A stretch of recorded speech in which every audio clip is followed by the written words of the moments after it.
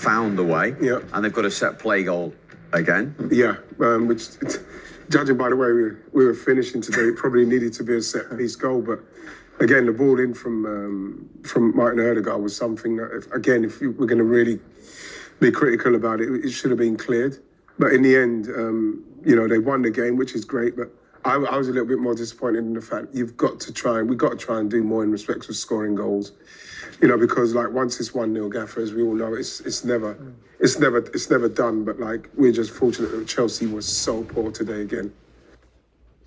Yeah, no, very much so. I think they did enough, Arsenal. I think it was one of those performances where if you perform like that, they could have easily, against a better opposition on the day, probably would have lost the game maybe, because they were pretty ordinary themselves. But the set play has come up trumps for them.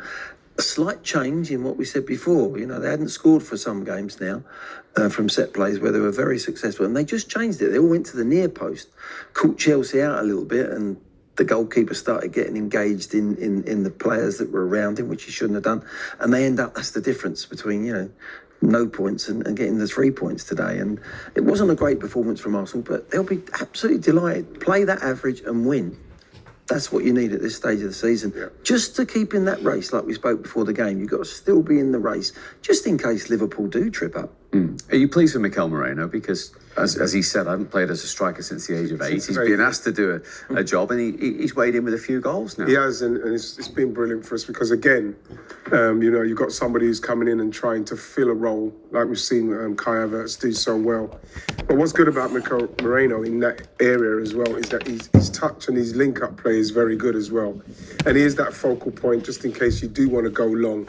But again, the goal he scored today was because it came from a set piece. It's not like in the game he was like, as a forward, he was dangerous or anything, but he was a focal point in the body that caused them problems for us. He's played there 7 times now in all competitions. He's got 4 goals.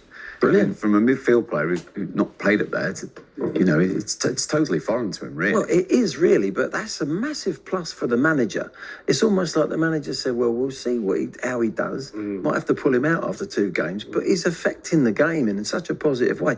Sometimes as a man, you think, oh, that's another string to my bow. Yeah. And next time that happens, maybe next year possibly, we can play him up front. He knows he's done it before, and he's done a really good job.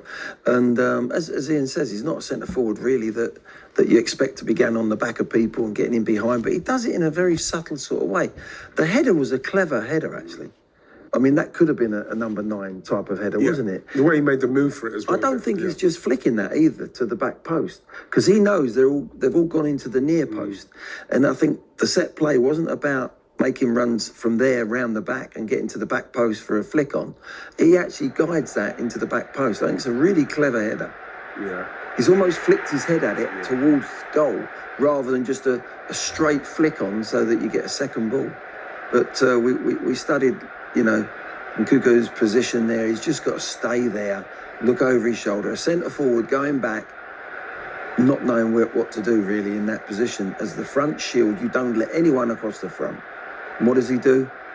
He just comes back towards the pack of players and he just gets in front. It's a great header. Yeah, it is a great header, but again, it's attention to detail from Nkunku's point of view, because the manager's put him there for that specific reason, and that's cost them the game. But again, you look at it, and I would say like Marino's movement off of Reece James was great movement, and the ball was perfect, only because Nkunku didn't do his job. Yeah, I think it was clever of Arsenal just to have a little change up. That caught Chelsea maybe. We analysed Sanchez as well, getting involved in the players. Why is he going there? He's getting dragged across to the near post. Yeah. Look, he's pushing someone there. I don't know who's pushing. Should be back on the line there, guys. As a goalkeeper, Ian, I'm thankful that there's an in-swing and I've got no one round me. Yeah. So I'm coming away, I'm pulling away from them players. I don't want to get engaged in them. If you put 3 players around him and it's going to be an in-swing, as a goalkeeper, you're not happy. Where he's thinking, really, I'm standing there thinking, yeah, great, I've got no one here. I'll come and punch that. I'll do whatever I need to do. He actually saves it if he's in the right position. It was strange simply because, like you say, like the gaffer says, if you haven't got the players around you, like you've got their player, then your player in front of him trying to mark, it's brilliant for you. And if you look where he is, he's got so much space here. But he's gone over there to push. You think to yourself, no, just come back here, because from where Merino would have headed that, he probably would have caught it. Because it's such poor goalkeeping at this level. It's not good enough. Also, Ian, no one does it. No one does it anymore. But you put a player on the back post, he clears it. Yeah. There's so many goals going the back post, and you think, why don't you just put one player there? You're defending your goal against the goalkeeper. Against the might as well do it. You could do it. Yeah. You got Neto who could have picked up number 6. I know it's Gabriel, but if you've got somebody at the back, you should say, if you find yourself here, anyone, and the ball comes in, go on the back post, just as insurance. So from where you can see the player at the back there, whoever it was, there he is, number 4.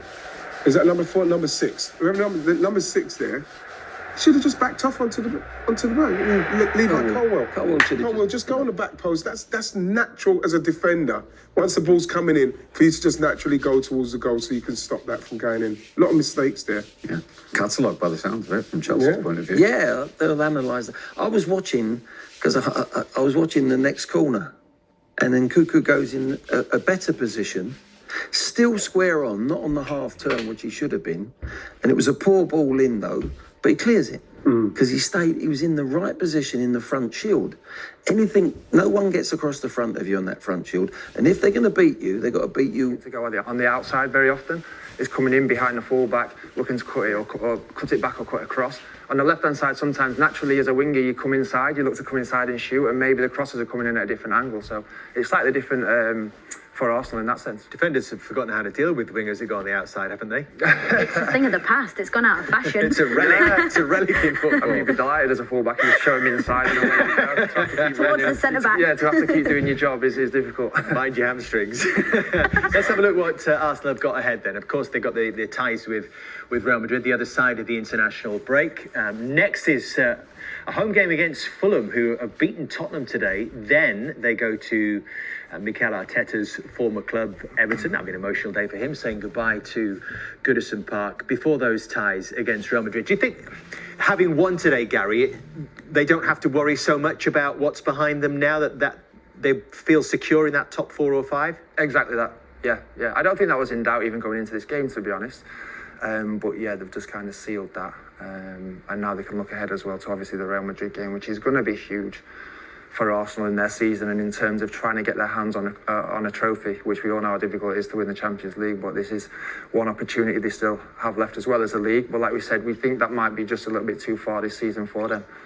And if they beat Fulham, the gap is 9 points. We've got to ask the question, is he? It's going to come back not around, over yet. isn't it? It's not over yet. It's going to come back. It's been going through ebbs and flows, and yeah, obviously Arsenal, they have to just take care of business, and the most important thing for them, finishing second. They've got to keep that gap, reinstate the authority in the league, and like I said before the game, it's not a failure this season at all. They're currently Champions League quarter-finalists. They're second in the league.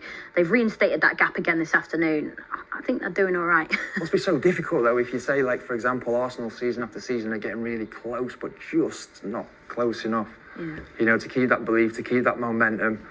They're so close, and they have a spine of the team now, which in the past maybe they didn't have. You've won the title, Gary. A couple of times at Chelsea. We're talking about them as having another good season, but what do you think they are missing then to take that next step? I think a lot's been made of obviously the striker situation. And I think you can't look past that in some ways. You look at their top goal scorer this season, is it Havertz with 9 goals? That's not enough. And it's easy to turn talking around. off air, weren't we? I was saying that the last 2 seasons, they've had at least 3 players hit double figures, and their top scorer this season is Havertz with 9, who we're not going to see again this season. So there is a chance there's not one player in double figures this time. Which, look, it's easy to sit here and say, look, they're missing a Salah, they're missing a Haaland, a Harry Kane, somebody like that.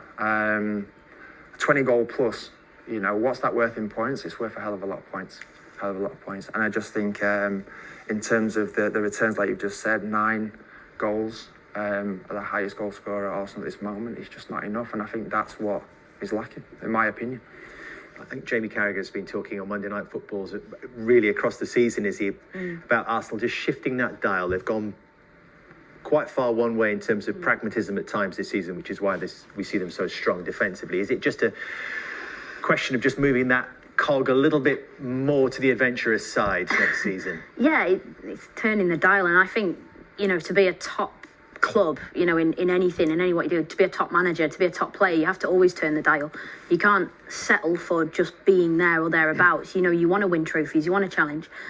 And it is clear to see, I mean, the numbers back it up, you know, like you've just mentioned there, they have missed an out-and-out number 9 and goals from other areas. You go back to 2 seasons ago with Arsenal, 22-23 season, where they had players in like teens in terms of goal contributions in contributing to what the team are doing. The Odegaards, the Sakas, the Martinellis, they've added to that. And obviously, I still think that final third has been difficult for them because teams are dropping up against them. That's probably why they got more joy this afternoon. That yes, they didn't score many goals this afternoon, but Chelsea played out and it gave Arsenal more space to play. And when teams drop off against them, that's when they've struggled and it's become a little bit monotonous. It's about finding that bit of magic and taking, exactly like you say, a bit of a risk in the final third. Cranking the dial.